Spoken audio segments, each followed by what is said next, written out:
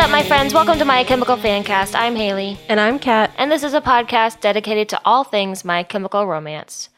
We are covering a much happier section of Danger Days this time. I hope that you are still with us because I feel like we lost a lot of friends last episode. We definitely lost a couple friends, but a lot of people secretly agree with us and just need to have their feelings validated. We're going to form a support group. I mean, people feel passionately about their favorite song. I understand because I feel very passionately about This Is How I Disappear. You feel very passionately about Ghost of You. So I understand. However, it's just a song. It's just a song. Yeah. So, I mean, I didn't see too many people get super upset about it, though, so I think it's okay. All right, let's dive right in unless you have anything else that we need to cover before we dive in. Just noting that Frank Iera's new album is coming out at the end of this week. Oh my gosh. When you get this episode. So get ready, guys. Strap in. Buckle up. Wow, I'm ready to pull my fucking face off. That album comes out 2 days after my birthday. I'm honestly so excited because I read a review of it just now. And the way that they describe the songs, I'm like, I'm going to be here for this album. Like, yeah. This is for me. Mm-hmm. For me specifically. He wrote it for me. I just feel like it's gonna slap, you know? I just feel like it's gonna slap. Of course it's gonna slap. I'm here for it. Yeah, and I've heard, some of the descriptors of the songs that people have already heard, and, it sounds like they're gonna fucking be amazing. Yeah. Let's kick this off. Okay, so first track is Traffic Report. Bad news from the zones, tumbleweeds. It looks like Jetstar and the Cobra Kid had a clap with an exterminator that went all Costa Rica and got themselves ghosted. Which both is and is not a track. It's a track. I'm considering it a track. It's an aesthetic sprinkling. This is important, though. It's so important because we're checking back in with Dr. Death Defying. We get an update, and 2 of our heroes have died. R.I.P. This differs from the music video. I think that, the music videos and the storyline in the comics / the album is, different. But anyway, I think it's a really important check-in. I think we only check in with Dr. D, 3 times. Yeah, because after this, the only other time is at the end. Yeah. It's nice to check back in with him and be like, all right, how you doing? We're all good, right? But is there traffic? Is there? No. Is there traffic? I don't think so. Is it code for something or what? I don't know. So Rob Cavallo came up with the idea for Traffic Report, and I think it's just because it's a news report and it sounded cool. And they're talking about root guano, and Gerard is like, I don't know what the fuck root guano means. I think it's the road where shit goes down. So I don't know. It's literally just aesthetic. Maybe it it's sounds just cool. traffic as far as if anyone from Battery City is coming in on Route Guano, or if anyone is going towards Battery City, which is unlikely. Yeah. I don't know. Just thinking. Anyway, Yeah. I really like the Die With Your Mask On line. They keep some shit going on behind him, talking, some music and stuff going on behind him, so you're not pulled all the way out of the music zone and it transitions right into Party Poison. But I like that they keep it going so you're not all right, it's silence and it's just a person talking, and then all of a sudden we're throwing you back into music. It's constant music, and it keeps you engaged in that. It matches up. I like that. Yeah. This started the phrase "when all Costa Rica," which I really love, and it gives you insights into the lingo of the world, and you know what all Costa Rica means, even though you've never heard it in context before. It's just world building. And it's that kind of Clockwork Orange-esque, lingo type of thing. And I think it's really cool. My favorite Danger Days slang word is shiny. Yeah, I like that one. Or milkshakes. I like milkshakes too. Milkshakes. I like milkshakes. Louder Than God's Revolver. It's not a common phrase that they use for slang, but I just really like the phrase Louder Than God's Revolver. Yeah. And Die With Your Masks On if you got to. There's just so many iconic lines in this short little report that's going on here. This transitions us into a whole other section of the album, an act 2 of the album. Yeah. And this is kind of I liken this to Interlude a little bit, where it brings you it's this little middle part of the album, and then it throws you into another completely different part of the album. Yeah, and I wouldn't say that part 2 of the album has a thematic difference in Black Parade or in Revenge, but I think musically it sounds different. Yeah, it's a musical There's difference. more guitars in the way second more. half. Way less electronic stuff, which, electronics are great, but they go a lot harder on guitars and less on synthy kind of sounds in this part. Yeah. Okay, Party Poison. Party Poison.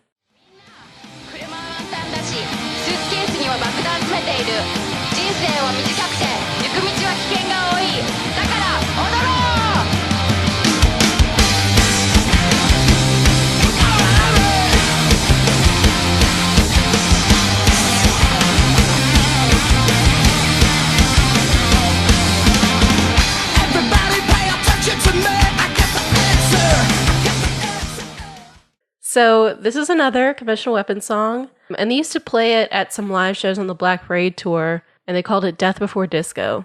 So that's fun. Yeah, they played it at the Roxy in 2009. I think that was the first time they played it.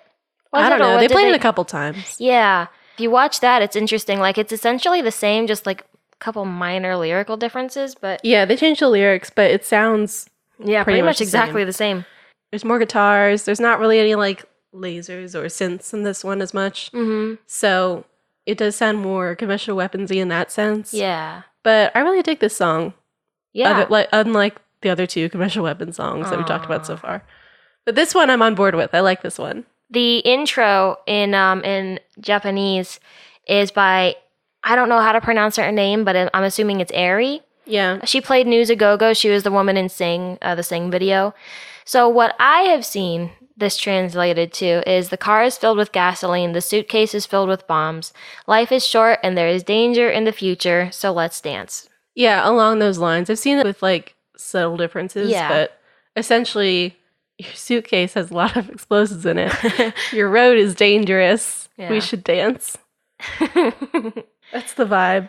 It's cool that they include this little Japanese section because in the videos and the art and the comics, you can see the Japanese influence on this idea. Yeah, but we for haven't sure. really had that in this album yet.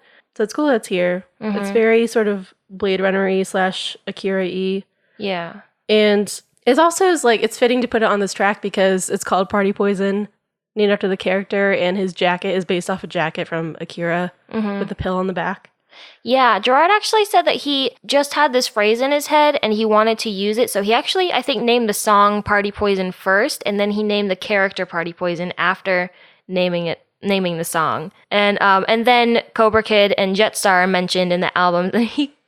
I just heard an anecdote. He called up Frank after and was like, I didn't name anything Fungool in the album, I'm sorry. And Frank was like, it's literally nothing. Like, it's literally not a big deal. And he was like, I'm sorry. Fungool is like a cool name, okay? But I don't know. It does feel like slightly out of step with the other names of the characters, right? I guess. I mean, I don't know, because it's... Jetstar, Cobra Kid, Party Poison, Fungool. I don't know. I think it fits. It's 2 words, short and simple, and it's kind of snarky. I just think it comes from like a different place. Like the other ones are very sort of action movie based sounding names, and then you have Fungool, which is like, where is this from? Just in that, like, I wonder where he would have been. I mean, I guess he'd have to die at the end or something. I don't know. Anyway. Yeah. I'm sure Frank didn't give a shit. No, he didn't care. Gerard thought of the Japanese intro, though, because of David Bowie's Low, which begins with about a minute of a woman speaking in Japanese. Does it? Yeah, I mean, that's what Gerard said anyway. I couldn't find any fucking recordings of it online. I was like, where is this? Because I haven't heard it, but that's what Gerard said. It's straight from Gerard's mouth. I listened to Low a lot, and I'm like, did I block that part out? Maybe it's only on... What? Maybe it's only on vinyl. I don't know. Maybe. Hold on. I want to see... If you like to listen to Gerard saying it, I have it. I know where he says it. Maybe. I don't want to hear his lies. I want the receipts. Oh my gosh. I don't trust him. Maybe he just got the album wrong. I don't fucking know. That motherfucker lied. I don't know, man. So I'm inclined to trust Gerard's Bowie knowledge much more than I trust my own, but I don't know where the fuck this is. I don't know. I've There's nothing. I've never heard of this. I really like that album, but I've never heard of this. But I don't have it on like the 70s vinyl, if that was the only place this appeared. I don't know, man. But I feel like it would be noted somewhere. Yeah, you know? So, okay, I'm going to rephrase this then. Gerard lied and said that he referenced David Bowie. Gerard's a fucking liar.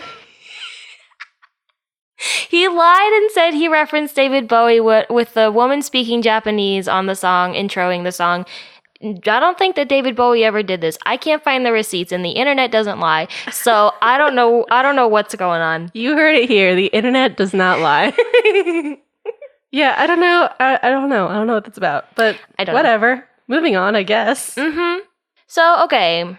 I feel like, anyway, that part aside, David Bowie referenced lying apart from, anyway, so the Japanese translation, I feel, is the song in a nutshell. Mm-hmm. Like, it's just, we're going to blow shit up and life is short. Let's go. Let's fucking drive dance. Fast. Yeah. Shoot bad guys. Shoot bad guys. I have so many references. There's a lot for of this references song. There's so many references. We haven't really had many, like, coming up to now. Yeah. But yeah, this whole thing is like a very large Stooges reference. Yes, it is. It sounds... A lot of MC5. It sounds just like Search and Destroy by Stooges. Just slightly different. In the middle of a firefight. Somebody gotta save my soul. Baby, can take my mind. Yeah, Street Walking Cheetah with a capital G and Ain't No DJ Gonna Save My Soul are basically, it's just Search and Destroy. Yeah, it's like the whole like vibe of the bridge just sounds like that song. Mm-hmm.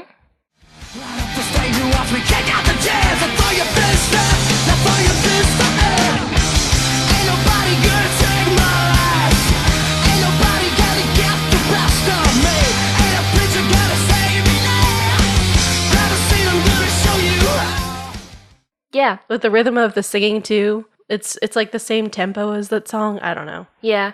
And obviously the line Kick Out the Jams is Kick Out the Jams by MC5. He fucking loves that song. He loves MC5. Mm-hmm. They got to perform this song for Wayne Kramer of MC5.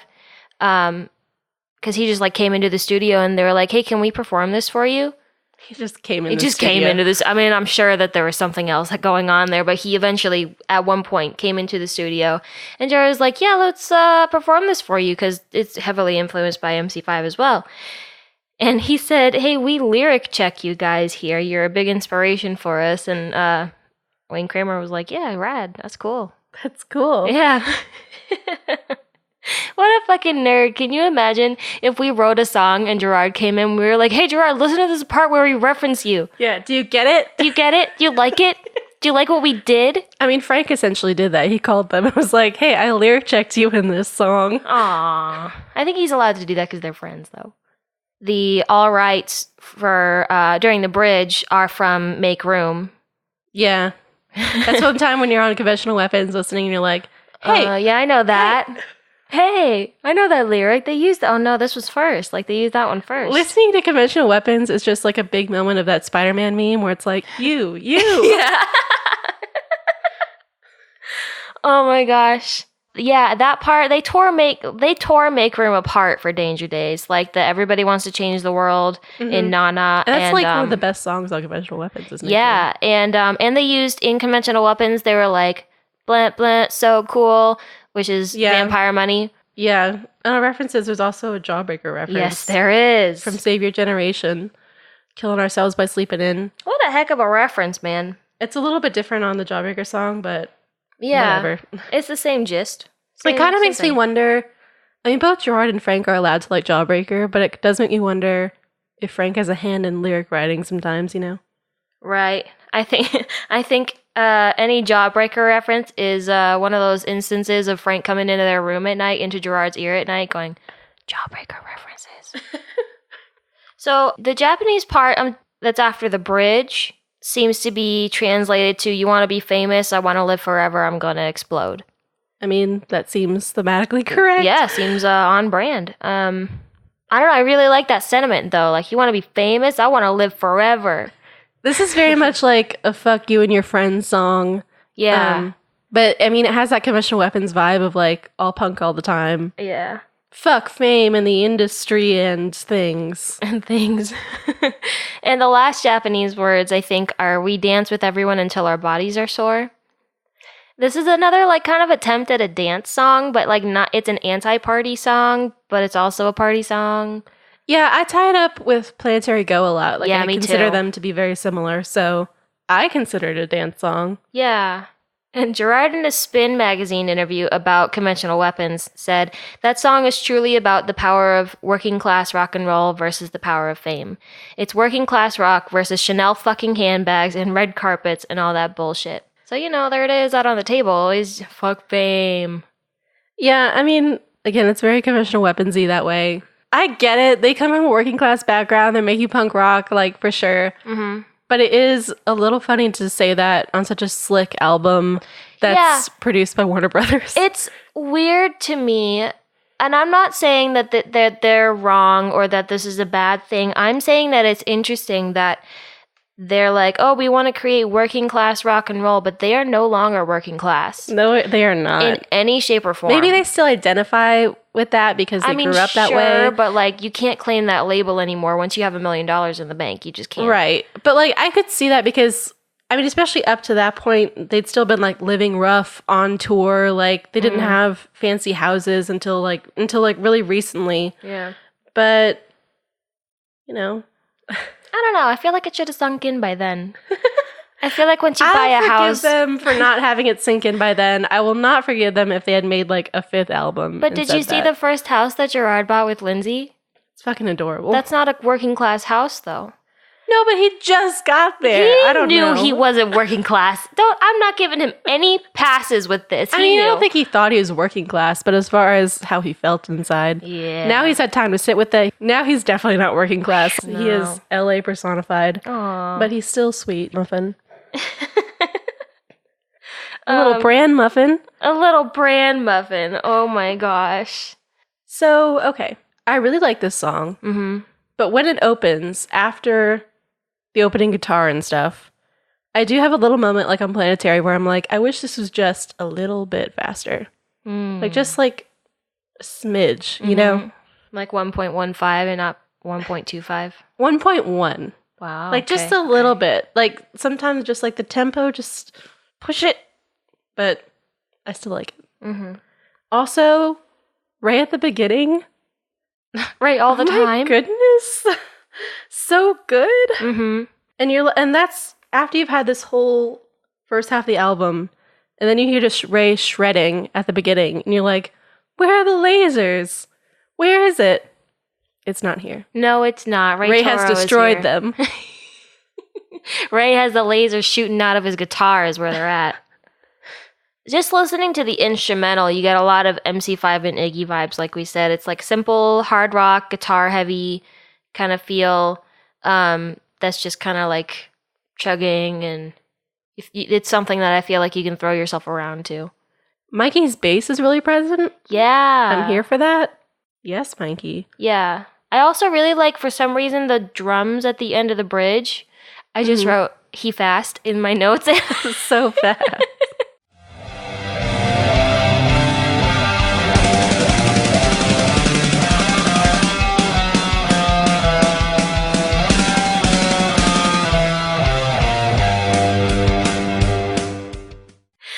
Oh! This does feel like a workout song for a drummer. Yeah. Raymond. He has a lot of good moments in this. Oh my god. Okay. It's probably Frank. Might be Ray. I don't care who it is. We've been so guitar deprived on this album. Right? Like, starving. For so long. I'm so thirsty. I feel a lot about the guitars on this song. I can't find an instrumental version on basically any of the Danger Days songs except for like the singles that demonstrate the guitars well enough for us to really display like or showcase what they're doing. But just know that I love the guitarists in this band. So good. I love them. At the end, it sounds like someone dumped a bucket of metal on stage. Yeah. I really like that. I do too. I really like those destruction sounds. They're like very echoey and like something is collapsed.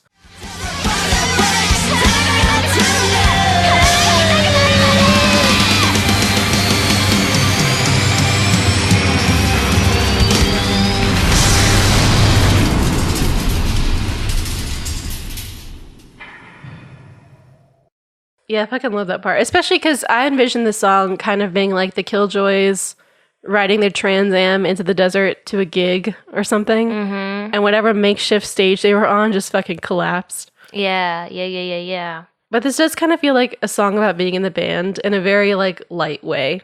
Mm-hmm. Yeah, it's not heavy-handed about it. Yeah, but it is about, like, the power of music. Power of rock and roll. Yeah, working class punk, good times will give you cancer. Uh-huh. Keep your cars and your dogs and your famous friends. Yeah. Mid-2000s, I just think of, like, Paris Hilton with her dog. Oh, man. The good times will give you cancer is a line that I really like. Yeah. Because Like, if you're living too well. Yeah, it if you're, affects you. I mean, I think this also came out during a time where, like, everybody was talking about, oh, this is going to give you cancer, like, carcinogens are in your burnt bacon. Carcinogens. And, like, a bunch of bullshit that, everything was going to give you cancer. And just if you're having fun, like, that shit's going to give you cancer. Yeah, especially if you're, like, smoking and drinking. Drinking, doing drugs. Yeah. I really like that Jawbreaker reference, though, because killing ourselves by sleeping in. So good. Like, a great line that's not theirs, but still a great line.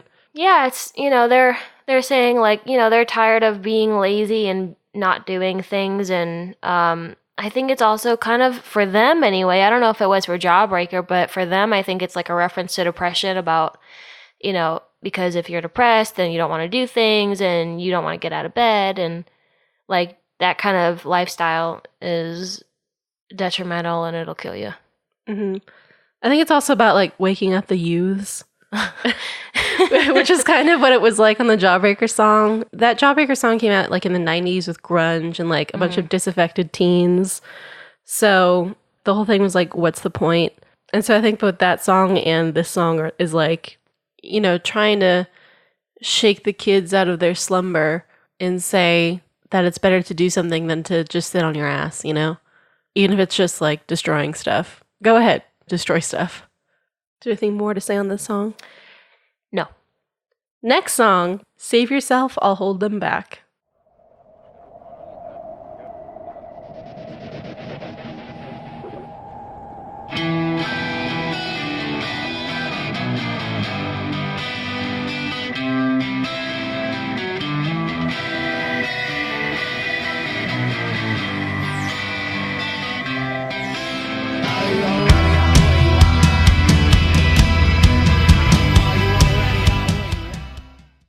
I really dig this song as well. Mm-hmm. It's another Conventional Weapon song. It was almost the title of this entire record. Yeah. I am really touched by this song because both this one and the next one were written with Gerard's daughter Bandit in mind. Mm-hmm. Just so touching. Yeah. And he said that he wanted to, like, leave her a message in a bottle and have this record be, like, a record she could listen to when she was 15. And that this song would show her that her dad and her uncles weren't always cupcakes. Cupcakes. Which I can't. Look, we are now, but we weren't always cupcakes. And, like, to say that you weren't always cupcakes, these guys are, like, in costume, running around with colorful fake guns. What do you think this is? I don't know. What do you You didn't think actually this shoot is? bad guys. Anyway. Aww. Once they were punks. Mm-hmm. But it's so sweet that he wrote songs for his daughter. Yeah. Especially on a record where he was like, this is a less personal record. This is a record about things and not about me. Right. Another lie. Another lie. Wow. Gerard lies. Gerard is full of lies. But he also wrote this song for the fans. And unlike Sing, which was a song for the fans that didn't fucking work. We're not bringing it back up. We're going to bleep the word sing out every time it fucking happens from now on. This song, however, works very well. And he said that he wanted the message to be something like, you're strong enough to do it without me. Right, yeah, like, y'all got this. I'll fall on the sword, but you go ahead. Yeah, this dude loves being a martyr. He really does. Loves it. Like, this is like a punk rock Joan of Arc post-apocalyptic martyr situation. One of Gerard's quotes about the song is, "Save Yourself is probably the hardest part of the record, the most aggressive part. But again, you're hearing this kind of science fiction desert at the beginning of it. It's living very much in the world. Again, lyrics are very direct. That's the thing. The whole record has lyrics that are very direct. I don't know about the whole record, Gerard, but this song does. This song has direct lyrics. Yeah. So going with the whole I'll martyr myself, go on and get yourself safe idea in mind, let's examine. So we're preparing for battle in this song, I feel. Preparing for battle with BLI, the industry, the man. Those are all basically the same thing. Yeah. And the second half of the first verse is, I feel anyway, one of the most direct statements he's ever made about keeping yourself alive and that you don't have to be a victim, save yourself, and you know what I'm saying? Mm-hmm. I feel like even though this song involves Gerard being a martyr, I feel like it's different than his past martyr songs because it's not really about him. Yeah. Usually those songs were about his feelings or the perspective of being the martyr and going down and being conflicted or something. And this song isn't about that. It's about... No, it's passing on the torch. Yeah, it's about a martyrdom or a death, but it's not focused on that individual. It's focused on the cause that they died for and what you're going to do after it and being brave and moving on and yeah, it's killing bad guys anyway. It's the purpose for being a martyr. It's not oh, I'm a martyr, look at him so sad and you should respect me and love me because I'm a martyr. Not that he's done this in the past, but I'm saying but it's about the why is he martyring himself? This is the reason this is happening. Now you guys have to carry it on. Yeah. It's your job now. It's not mine anymore. And it's not very... It's confusing to say it's not very death focused, but it's not centered on that. And I mean, we've talked about Gerard's fear of death. Yeah. And in this album and this song, I feel like he finds a way to sort of trick death because he's if we sing these words, we'll never die. Yeah. And that he's sort of immortalized himself practically through these albums and then thematically through whatever he's dying for. Yeah. I think part of the song is about legacy, like we've talked about before. And there's another line, this ain't about all the friends you made, but the graffiti they write on your grave. That's one of his favorite lyrics on it. That's a great line. It really is. And it's another reference to leaving legacy, the impact you leave on people and what they remember you for. And this is not the last we hear about legacy in this album. And I think that is really important to them. That line also kills me because their post-mortem best of album has a headstone with Gerard on it and it's broken and there's graffiti on it and it just hurts. Yeah, the headstone is actually, I think, a composite thing of all their faces. It looks mostly like Gerard because he has very strong features. And a haircut. Yeah, and the haircut and he also has too. Mikey in there, so they're doubled. Yeah, but it's all of them, and there's graffiti on the monument, and I don't remember what it says. There's a few things on there. I just remember the one that says the end. That's written in Frank's handwriting. Mm-hmm. Yeah. It also has lines of the good guys die and the bad guys win. Who cares? And who gives a damn if we lose the war? I think those lines are important for the Killjoy story in particular, especially because Gerard has said neither side is really the good or bad guy, and basically the outcome isn't what you should be concerned with. It's the journey. Yeah. The journey is the friends we made along the way. Since we're talking about lyrics, another great line, your heart attack and black hair dye. Oh my God, I have so that in my good. notes. It's kind of Tumblr-y, but I don't care because I still like it. I have in my notes, honestly, heart attack and black hair dye is iconic, and anyone who doesn't think so can fuck off. I feel like you could see it in a 2012 Tumblr Girls bio. Yeah. But I don't give a shit. I still enjoy it. It absolutely was in a 2012 Tumblr Girls bio. Not mine, but somebody's. This ain't a room full of suicide. Definitely a response to the Black Parade shenanigans that happened. Yes. And also on Confessional Weapons, there's a song, and I don't remember which one it is, but he references suicide dolls as being the audience, you know? In a facetious way. Yeah, that's what I was talking about earlier about being very direct about what, their message is about, keeping yourself alive and you don't have to be a victim, not a victim of a victim's life and all that kind of thing. That's kind of what he's getting at here. He's talking to the fans directly there. Yeah, because the line after it is, this ain't a room full of suicide, we're believers. So yeah, he's definitely being more inspirational. Yeah, in a good way. In a very good way. Much more heartfelt and sincere. Anyway, we're not going to get back into that. Anyway. Also, my favorite lines in here is just when he says, "You motherfucker." It comes in at such a good point. Like, it's never been used better by this band.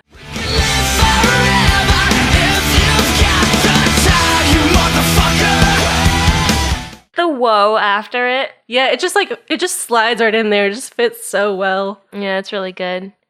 This song has a lot of strong lyrics. Like, a lot of Danger Days has a lot of strong lyrics, but this song in particular, I think, has some really direct ones that are really good. Vocally, Gerard is not kind to himself in this song. It's so high for so long. On the parts where it's like, we're believers, we believe, like, it's high and he sounds like he's straining. He sounds like, I don't want to do this. That part is the majority of the song. That's where most of the song lives, is that really high, like, B4, C5 kind of area.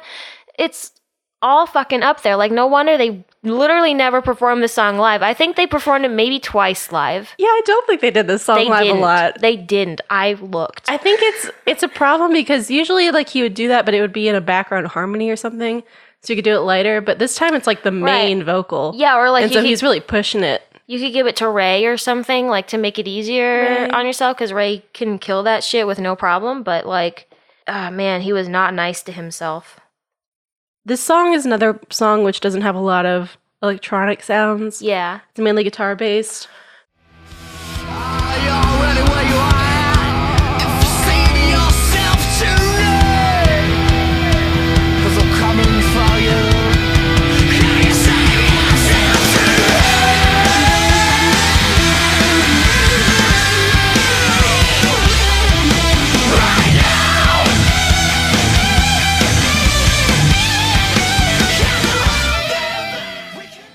This is like a contender for the best bridge, which is so stupid because it's so short, and it's just Ray slaying this solo and Gerard screaming. Like, that's all you need. That's all it is, but I still love this bridge. Yeah. I wish it was longer. I know, because I love that part. Also, the guitar, like, I love this solo guitar. But the beginning guitar with that opening, I'm healed. Yeah. My crops are thriving. The beginning of this song is very, like, I don't know, it's like calming to me for some reason. Like, the very beginning of it is just kind of like, oh, this is a vibe. Like, I also love this, like, echoey, staticky beginning. Oh, yeah. There's, like, a version they do of Ghost of You in the Danger Days era where they put this recording about a planet man before it. And it kind of reminds me of that. Like, and it honestly might be the same recording, but backward and, like, cut up and stuff. But I love, like, the echoey landscape. I don't know. Yeah, like Gerard said, it puts you in the world. Like, it feels like we're in a post-apocalyptic destroyed landscape. Mm-hmm. And I enjoy that. Yeah, me too. I think this demonstrates also them going back to, like, hard rock, punk roots. Like, the guitar line, you can definitely hear being in an older MCR song. Like, not in a bad way, like, oh, they've done this before, I've heard this before. No. But it's just that it's familiar, and I think that this kind of guitar line is where they live, and it's kind of where they thrive. Yeah. Yeah, I dig this one. Mm-hmm. Moving right along. Scarecrow.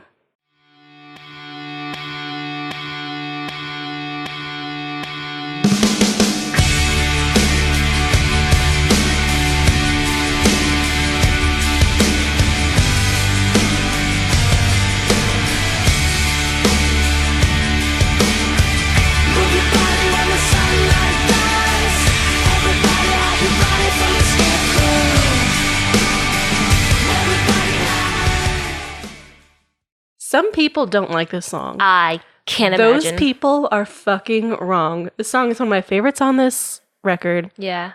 And it's so good. And it's another song that was written with Bandit in mind and just touches me. It's a lullaby. Yeah. So there's a lot to say about this song. I don't know where to start. So Gerard's quote about this song from Billboard is, "We really wanted to explore the psychedelic nature of this album. We had started to think of it as this thrashy, magical mystery tour kind of album. It didn't have a story or concept, but it had this high concept that had all this color. Scarecrow was the art piece and where the album really started to flourish." I'm very much on board with this because this is a song that feels, it's one of the best songs on the record and a really good, like, My Chemical Romance song. And it's also a song that, like, is transformative. Like, it takes you on a journey and you end up in a very different place than where you started.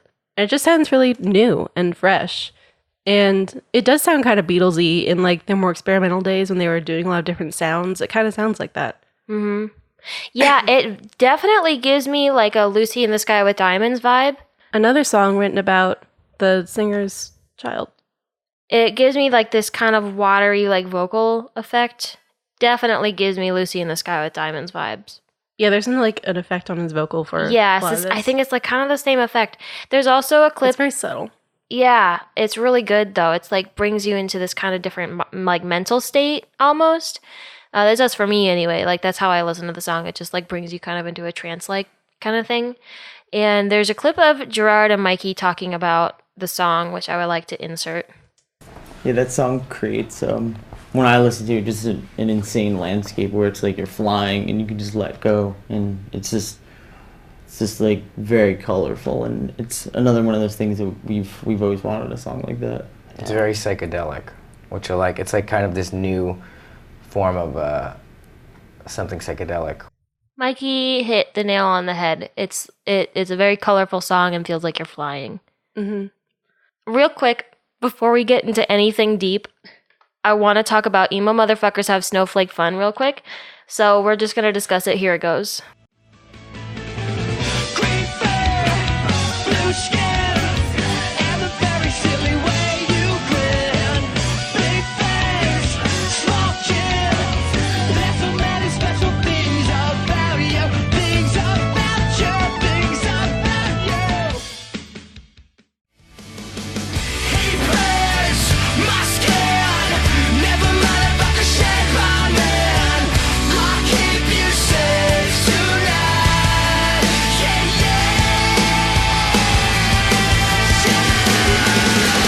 Move your body when the sunlight dies. So, I don't understand. I'm assuming the songs were written around the same time, or maybe they were like, I really like this part. Oh, no, I think they just took the song and reworked it. That's amazing. Especially because, like, this is, like, a song that has to do with children. I think when they got... I don't know who called who, but whenever they got in contact with Yo Gabba Gabba, they're just like, we can change this one.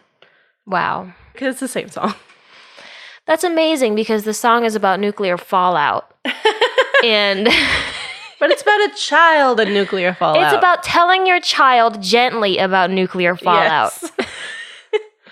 Like, I fucking love that idea because, like, how do you tell your kid after this atomic bomb is dropped or whatever fucking happened, how to stay safe, that the world is fucking destroyed, and that this is life now? Like, Yeah, this is your new life. heartbreaking. Like, Yeah. gets to me. Yeah. The title even is, I mean, it's Scarecrow. And so in the Killjoy world, Scarecrow is the exterminator unit. Mm-hmm. Like hide your body from the Scarecrow is fucking creepy in the song when you apply that context. Yeah, imagine like having to tell your kid, like when these people come after you, you know, you gotta hide. Yeah. And so you put it in something palatable, Right. like this song or like a hide and seek game. Mm-hmm. And like, fuck. Or like a scary story to tell your kid, like, oh, the Scarecrow, blah, blah, blah. And they're like, oh, shit. You know? Yeah. Well, it kind of reminds me of Life is Beautiful when he makes a game with his son in the concentration camp and tells him that he needs to hide and that they're all playing a game. Right. It reminds me of that. Yeah. But yeah, the song's a killer. Mm-hmm. I think another reference here, maybe there's two references this could be, or maybe it's both. But there's one reference that is from Breathe by Pink Floyd. Run, rabbit, run. Or it could be a direct reference to Run, Rabbit, Run by Flanagan and Allen, which was about the World War II Nazi air raids in London. Run, rabbit, run, rabbit, run, run, run. Run, rabbit, run, rabbit, run, run, run. Bang, bang, bang, bang goes the farmer's gun. I mean, I think the Pink Floyd song is referencing that. Yes. And then MCR might be referencing the Pink Floyd song. Yeah, that makes sense. I think the song also talks a lot about just losing your innocence, obviously, like, you know, losing your childhood. Probably another 9/11 reference. I don't know. I mean, I think it would definitely apply to 9/11. There's a lot of specific wording used in this, which makes it sound more of the Danger Days world. Yeah. And like it might be after like a pig bomb drops. But I mean, a lot of Danger Days I think is tied up in 9/11. Yeah, for sure. Also, a lot of great lines. Blow a kiss at the methane skies. See the rust through your playground eyes. Yep. Damn, that's good. Yeah, it's Damn, fucking it's good. good. Yeah, I love that this song, it has like more abstract kind of dreamy lyrics. This song is poetry. Like, it this really song is is. written so well. Yeah. Leave a dream where the fallout lies. Mm-hmm. Fuck, that's good. Move your body when the sunlight dies. Yeah. Fuck. I really wish I had an isolated vocal track to this song. If anyone is good at that, please do it, because I am yearning for it, because it would be so good. There's a part here where you can hear Gerard's like little ahs in the background, like the soft, like high pitched kind of thing.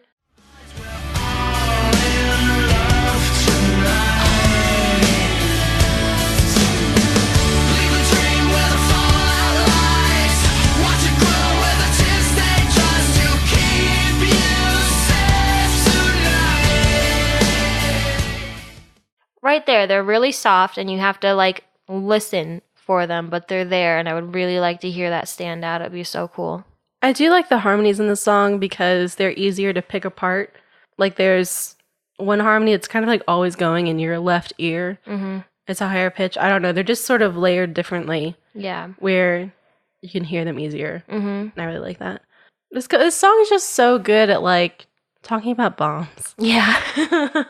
Like, Move Your Body When the Sunlight Dies could be like an atomic blast or fallout, or I mean, it could also be like Running at Night, but like, I just really like the song. Yeah. Also, Love Won't Stop This Bomb. Damn. Damn. I have Wow. anything intelligent to say, just damn. The instrumental for the song is so good, soft and dreamy. The bass line is so important here. Mm-hmm. It like gives you grounding in a very floaty song. It like keeps you tethered to the ground. Mm-hmm. I love the bass in this song. Yes. I also really like the intro drums. And the guitars sound like totally different than they have on this album before. Mm-hmm. They have like this buzzy quality. I don't know. And right when Gerard comes in, there's like a little plinky synth that comes in at the same time. It's glorious. Yeah, there's like a higher pitched moving line through the song, which is super subtle, but I think it gives it like some depth and intricacy to the song. It gives you like heights to the song where the bass is grounding you, and it's like, we're gonna float around up here. And I really like the higher part too. But there's also like an acoustic guitar in here, you know? Yes! There's all these special things, and there's also just a fucking acoustic guitar. Right here!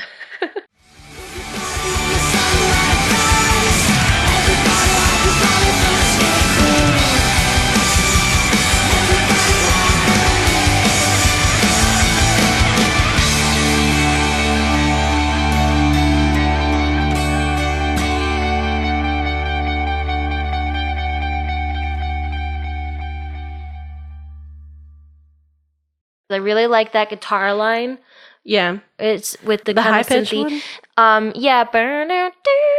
Yeah, I really like that guitar line because I just feel like the end of this song, the climax of this song, it does things that like I feel like Ghost of You does as well, where I kind of just need to sit down.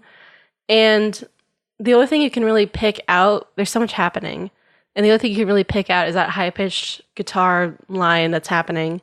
And you just have to like cling to it for dear life in the midst of this cacophony, but I love it. And it kind of sounds U2-ish, but yeah, I feel that. I love the end of the song. Yeah.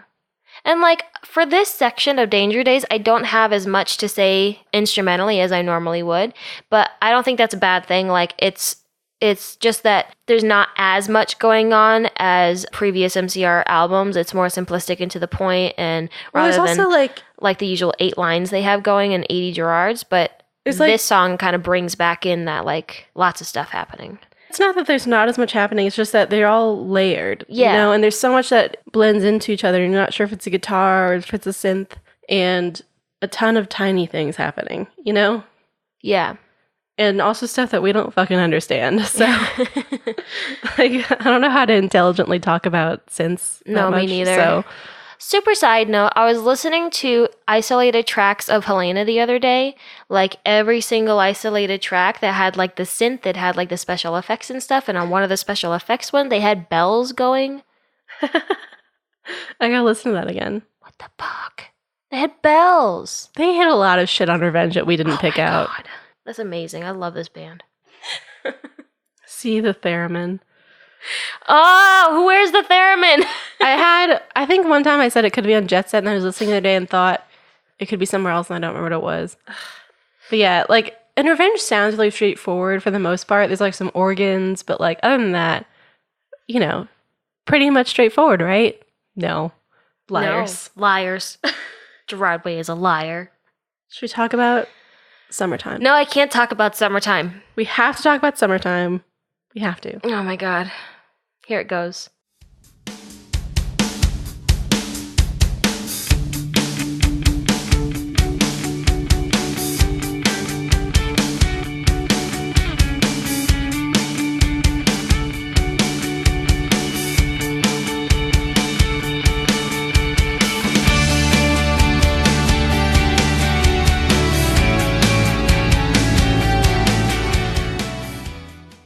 Okay. Another very personal song for supposedly impersonal record. Whatever. Not gonna, say anything about that. I will. I have something very specific to say about it. Go on. This is the only love song we've ever had from My Chemical Romance. We've had things like Demolition Lovers. That doesn't fucking count, There's another story. Those are characters. Yeah, this is a straight up fucking love song because Gerard just loves his wife. Oh my god, love is real. Oh my god. But they do it so well. And it's just about how much he loves his fucking wife and the summer when they were happening. Pro Rev. Oh my god, it's a Pro Rev love story. It is. This is about the Pro Rev summer. I'm so excited about it. It is entirely about the Pro Rev summer. Which is really sweet. Rob Cavallo pulled Gerard aside and said, "Listen here, Gerard. You talk a lot about your views on life and political stuff and music. It would be nice if you talked about something really personal for once, like a positive personal, not like, doom and gloom, like not killing somebody, not how you're emotionally upset over something or someone, something positive." Luckily, he was thriving at this point, so like it must have been easier for him to do than normal. But this song came about because Mikey thought of this riff. He had it in his head, and he was just like playing it, and the guys heard it, and they were like, "We could do something with that." And he was like, "Oh, bet. We can let's work on this." So one of the quotes I have from it is, "This song started off with a riff that Mikey had always been working on, and we kind of kept coming back to it. On summertime, whenever there was a moment, we would just open the file, and we really felt like we couldn't have the record without this song.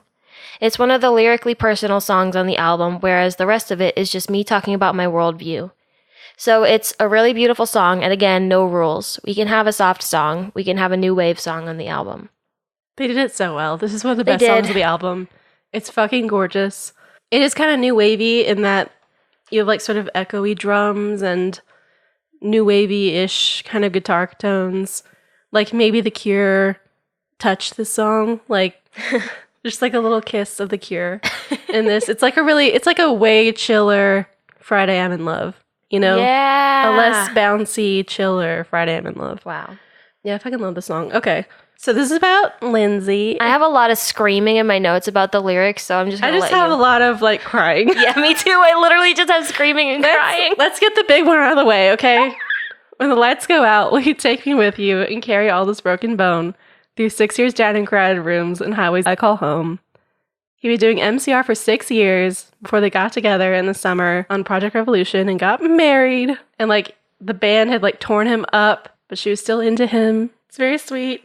Turn my headphones up real loud. I don't think I need them now because you stopped the noise. Oh my god. Gerard has constant nonsense in his head, and his love helps calm him. Are we all understanding this? Are we all understanding this?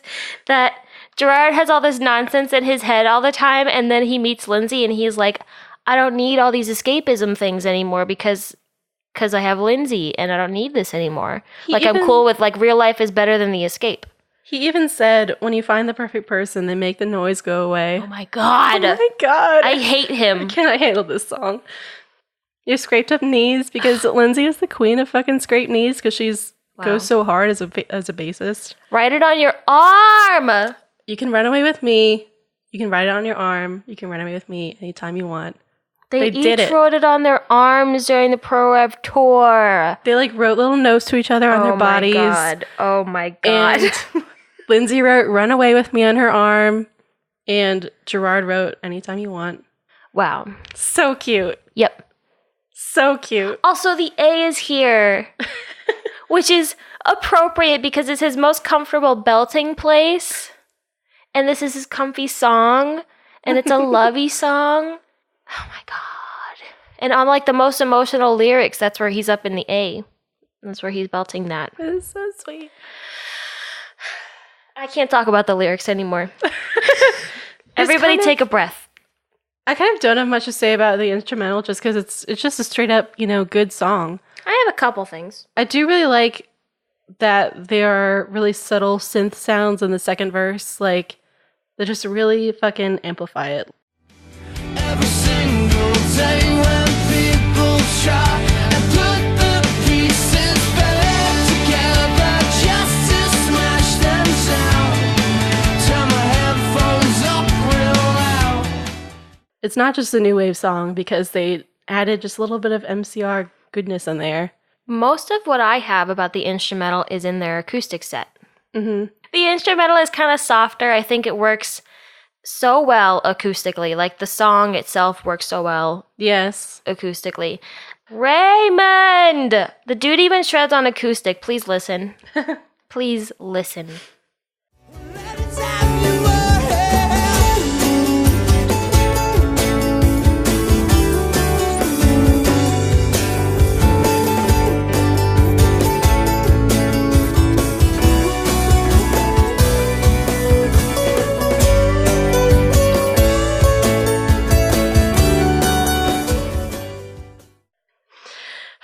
I do really feel like, is that so dumb to say that it sounds like Friday I'm in Love? But like, No, that's really accurate. it's just something about it. There's like a vibe. I don't know what it's it like is. a plinky, like kind Yeah. of boppy feel to it.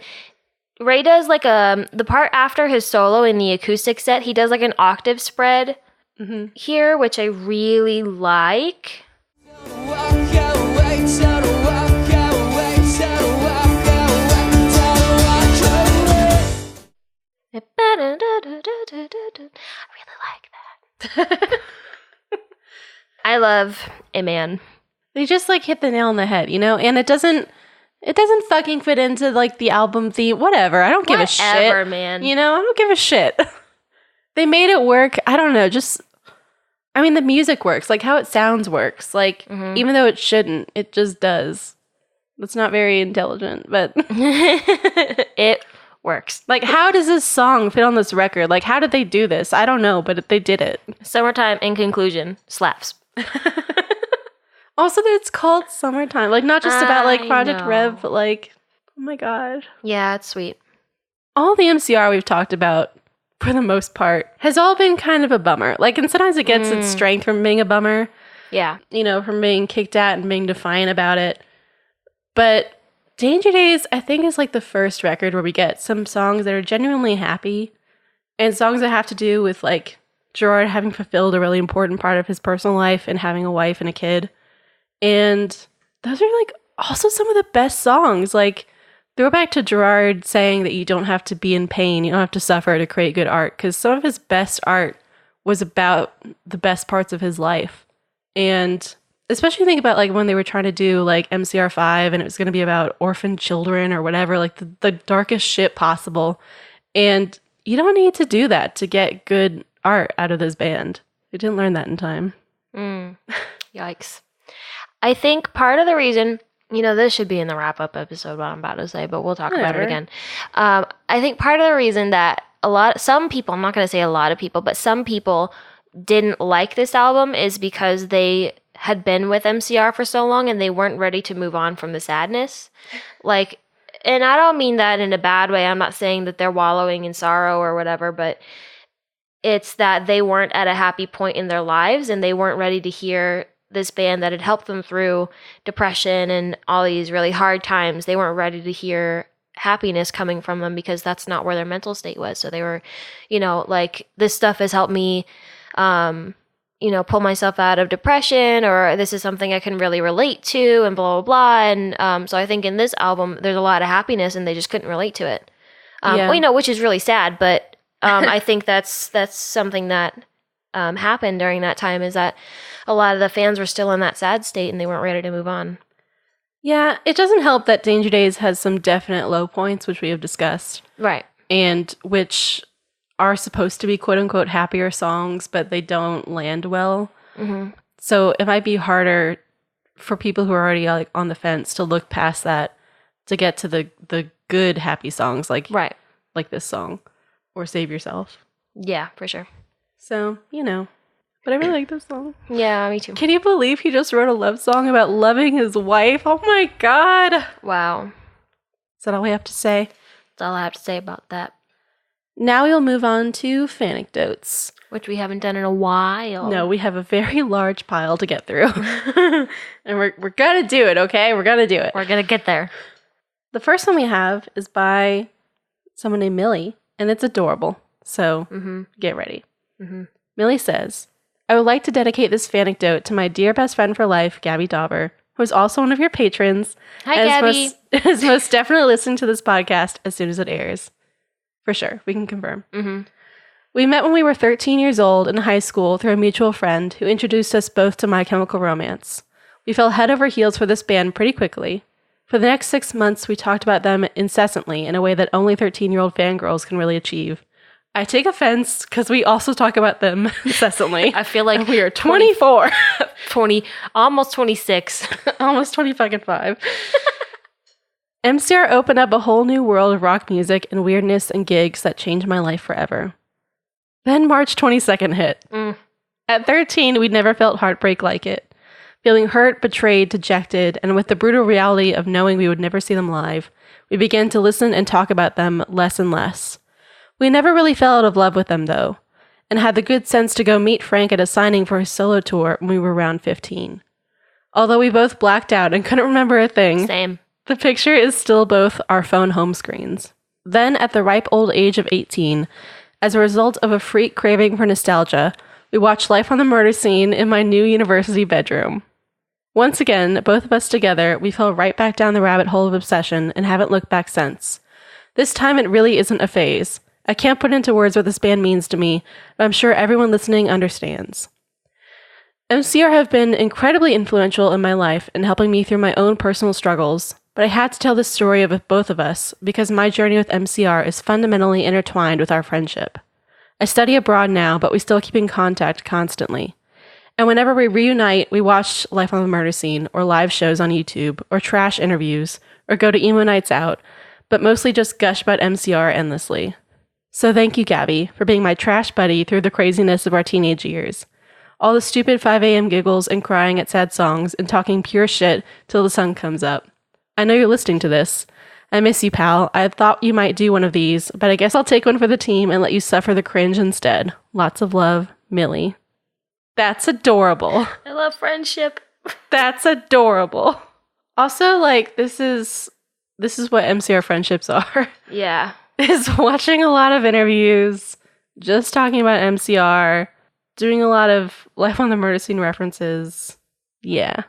Mm-hmm. That's so sweet. Thank you for sending it in. Yeah. Where was that one person that we talked about? Like, they had a friend. They're, like, looking for someone? Yeah, they were looking for someone. I don't know, but if you ever, like, find each other, fucking tell us. Please don't leave us in the dark. I know. I need a resolution to that story. There's another short one that we have. I think this person may have changed their name on Instagram because I was trying to find it in our messages and I cannot, and I don't know what their new name is. But the first part of the old name, I guess, is Night Angel. So Night Angel is what I'm going to call them, says, okay, so my story about getting into MCR isn't a super interesting or cool one. Be quiet. Every story is interesting and cool about getting into MCR. If you're into MCR, it's cool. But I started it in 4th grade. I was on YouTube and watched a music video for teenagers without knowing who MCR was, and I wouldn't find out it was them for another year. But from that video, I spiraled into the MCR fandom, and I might have pulled my best friend at the time into emo-dom with me. Anyway, MCR gave me the strength to save myself and live loudly, boldly, and be unafraid to be myself, unapologetically. That's the goal. Yeah, that's the dream. There you go. You did it. Crushed it. Congrats. Nailed it. All right. Now it's time for our song of the week. The songs that we're listening to this week that we think you might want to listen to too. Who knows? Haley, what's your song? Oh, shit. I had one and I don't remember. It's always a surprise. 90% of this is just me pulling up Spotify and what's my last song that I listened to. Okay, I have a backstory as to why this is my song. Mm-hmm. Because the theater group that I'm in just announced their next season. So this musical is in their next season, and that's why I'm listening to it. But it's called Bring on the Men from the musical Jekyll and Hyde. There was a time, I don't know when, I didn't have much time for men. But this is now, and that was then. I'm learning. A girl alone, all on her own, must try to have a heart of stone. So I try not to make it known my own. It's so good. It's so good. It's so sassy. It's basically Satine from Moulin Rouge, but like more belty. Yeah. It's amazing. Just forget their name is Satine. Yeah. What a bad name. Aw, leave her alone. She died. I also like the depiction of tuberculosis in that movie. I don't know. It was a very feminine way to die. Yes. My song is by a band that I really enjoy called Dilly Dally. And they have a new record out called Heaven. And it's so fucking good. And also they're going to Atlanta soon, and I might go see them. But the song is Sorry You're Mad.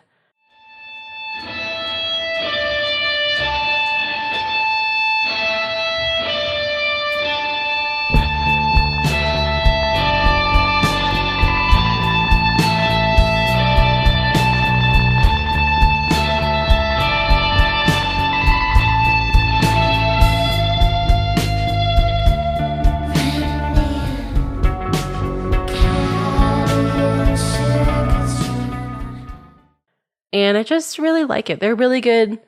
The new record is like very atmospheric. There's a lot of guitars. The lead singer is like really great at screaming. She's got a very raspy voice and a very raspy scream. I And like that. I really enjoy it. Yeah. So that's my song. Go listen to this album. Go listen to this band. Go listen to this song. Mm-hmm. I like that we do this part because it makes us listen to non-MCR music. I know. Hopefully it makes other people listen to non-MCR music. I recently, if you follow me on Twitter, you saw this, that I just had like a breakdown about Black Parade again. Because I listened to it like front to back, and I, again, like during This Is How I Disappear, I had to sit and experience it. Like I have to do it every fucking time. Yeah. Like, like I feel like a lot of MCR fans, they're like, oh yeah, I really love MCR, but then they like never listen to MCR. But like you can still love MCR and just not really listen to them that much. But I fucking listen to MCR all the time. A lot.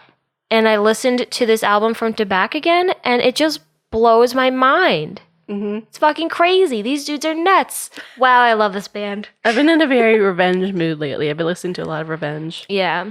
Like whenever, like I listen to a lot of music, but there's always like a background MCR album that's like my mood for this period of time. So I've been on a Revenge kick. Yeah. Been watching a lot of mid-2000s live shows. Like just like the most 2000s-ish shows possible. Wow. A lot of like when Gerard had two-tone dyed hair, you know, like that kind of era. Anyway, finally, it's time for us to thank our patrons. Yeah, so we have a Patreon. It's at patreon.com/chemicalfancast. And if you go there, you can support us and our podcast, which we would really appreciate. And you get some perks and some Patreon bonuses, and they're very fun. Here are some people who support us. These are patrons who have pledged $2 or more a month, and we really appreciate them. And here's how we say thanks.